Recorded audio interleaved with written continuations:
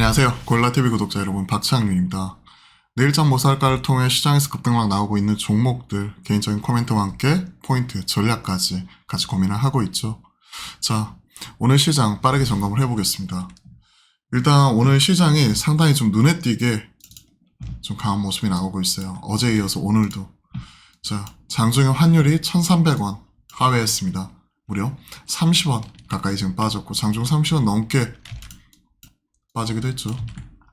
환율이 상당히 긍정적으로 나타났고, 그리고 무엇보다도 10년물 국채금리 4.4%까지 큰 폭으로 밀렸습니다. 그러면 지난 9월, 10월 발목 잡았던 요인이 뭐였죠? 고환율, 고금리. 왜? FOMC 이후에 추가적으로 금리 인상할 수 있다 하는 얘기 나오면서 9월달, 10월달 시장에서 소위 꼬라박았죠. 급락을 해버렸습니다. 파월 연준 의장이 연내 추가적인 금리 인상 얘기 나오면서 2년물 국채금리가 5% 넘어가기도 했었고, 그죠? 10년물 또한 5%까지 찍어버렸죠. 딱 그러한 상황이었으니까. 그러다가 이러한 흐름이 지금 이번에 CPI 발표가 되고 나서 CME 패드와치에서는 12월 금리 인상 이 확률 자체가 이제는 동결 확률이 99.8% 이렇게 찍고 있으니까 99.7% 찍고 있으니까 지금 시장에서는 고환율, 고금리, 즉 이런 부분으로 인해서 경기 둔화, 침체에 대한 우려감이 이제는 반대로 작용을 하고 있습니다. 즉 아직까지도 이런 고금리 상황은 지속이 되고 있지만 패드 금리 인상 사이클은 끝났다. 이 부분이 지금 현재 시장에서 국채금리 급격한 급락, 그리고 환율 급락 이런 부분으로 나타나게 되면서 시장은 오히려 9월달, 10월달 빠졌었던 것과 반대로 가는 모습이 지금 포착이 되는 거죠. 유독 많이 빠졌었고, 공매도 금지, 그리고 공매도 금지 이후에 수급상으로 끌어올렸던 부분 5일 동안 연속해서 빠지면서 다 그 자리 밑으로 내려와 버렸고, 그 이후에는 다시 한번 매크로 지표가 턴하는 모습이 나타나면서 시장이 다시 한번 힘을 받고 있습니다.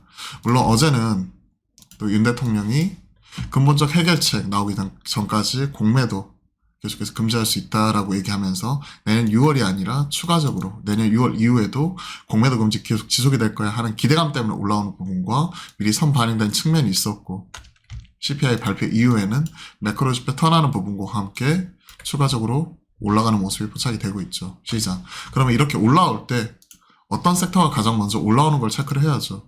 계속해서 점검했다시피 2차 전지는 지금은 주도 섹터에서 내려온 모습입니다.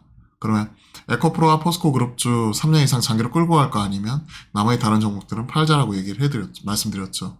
오늘도 보시면 올라오지만 갭 상승 이후에 거의 대다수 종목이 다 음봉으로 전환이 되는 모습이고, 여기서 빠진 수급이 어디로 가느냐? 지금 반도체로 넘어가는 모습이 계속 연속적으로 잡히고 있죠. 한 가지 오늘 눈에 띄게 우리가 점검을 해봐야 되는 부분은 수급적인 부분에서 어제와 오늘은 차익 비차익 프로그램이 지금 열일하고 있어요. 코스닥도 외인들 지금 비차익에서 이런 부분 한꺼번에 바스켓으로 사는 거고, 지금 거래소에서도 마찬가지로 차익 비차익 한꺼번에 들어오고 있는데 외인이 현선물 동시 순매수, 그러면서 기관들도 베이시스 개선시키면서 기관들이 차익 거래 한꺼번에 들어와 버리는 거죠. 이러한 부분이 좀 긍정적으로 나타나고, 기관이 많이 들어왔다는 얘기는 금융 투자 중심으로 이러한 흐름이 계속해서 점검이 되고 있다라고 볼 수가 있겠죠. 금융 투자라는 이쪽 프랍 쪽은 언제든지 이런 차익 거래 하는 쪽이기 때문에 오늘 이렇게 들어온 거는 언제든지 팔 수 있습니다. 그렇게 본다면 오늘 올라간 것 자체는 땡큐. 하지만 올라갈 때 따라 산다? 아니다. 시장이 되돌림이 나왔을 때 어디가 제일 먼저 올라오느냐? 2차 전지 팔아가지고 지금 반도체로 넘어가는 부분을 계속 확인을 하고 있으니까 오늘같이 올라올 때 말고 다시 한번 시장이 조정이 나올 때 그때 우리가 사면 되는 거죠. 그리고 시장이 이렇게 매크로 지표가 턴하는 모습이 나오면 많이 빠져 있었던 낙폭 과대 종목들, 그런 종목들 위주로 먼저 턴하겠죠. T로보틱스도 9월 초 고점 대비해가지고 거의 60% 빠졌죠. 39,500원, 4만원 근처까지 갔던 게 지금 18,000원 밑으로 빠지기도 했으니까 60% 빠졌던 거 올라오는 기술적 반등이라고 생각을 하고 있고, 마찬가지로 AI 쪽 같이 JLK 11% 올라오는 등 같이 올라오는 모습이 포착이 되고 있죠. 그러면 2차 전지도 그렇거니와 로봇 AI, 낙폭 과대, 신재생 에너지 마찬가지 낙폭 과대. 다만 어제 썬런, 썬파워, 인페이지 에너지 이런 종목들이 지금 뭐 한 11에서 18%까지 추가적으로 쭉 올라가 버렸죠. 그에 따른 영향 나오고 있는데, 미국에서도 그렇고 우리나라도 낙폭 과대 종목들, 이런 종목들도 같이 한번 매크로 지표가 턴하는 모습이 나타나면서 올라오고 있다. 하지만 이쪽을 연속적으로 담기보다는 2차 전지의 뒤를 이어 차기 주도 섹터가 될 수 있는 반도체가 좀 더 유리하다라고 말씀을 드렸고, 어제 이오테크닉스가 내년도 전망치 꺾어버리면서 조금 아쉬운 모습을 보여줬지만 오후장 들어서 밑꼬리 달면서 쭉 다시 한번 끌어올렸고, 추세선 안 깨지는 모습 나온 이후에 오늘 갭으로서 추가적으로 붙어버렸죠. 그러면 이 부분을 일정 부분 팔았다고 하더라도 현시점 추가 팔기보다는 일단 홀딩하면서 지켜봐야 되고, 제가 체크했었던 부분은 대장의 한미반도체와 SK하이닉스인데, 한미반도체가 SK하이닉스가 엔비디아가 10거래일 연속 올라오면서 역사적 고점을 새로 써버렸죠. 그러한 흐름이 나타나는 가운데 SK하이닉스도 오늘 신고가 새로 경신했고요. 그러한 모습이면 IT 소부장에서 대장이라고 할 수 있는 한미반도체 흐름을 봐야 되는데, 재차 차익 실현을 빌미 제공했음에도 불구하고 다시 한번 추세선 깨지지 않는 가운데 올라오는 모습이니까, 이러한 흐름이면 반도체 더 사야 됩니다. 근데 오늘같이 올라올 때 프로그램으로서 다 같이 끌고 올라올 때 사기보다는 조정 나올 때 오늘은 차분히 지켜보고 조정 나올 때 사면 되는 거죠. 뭔 돈으로 사느냐?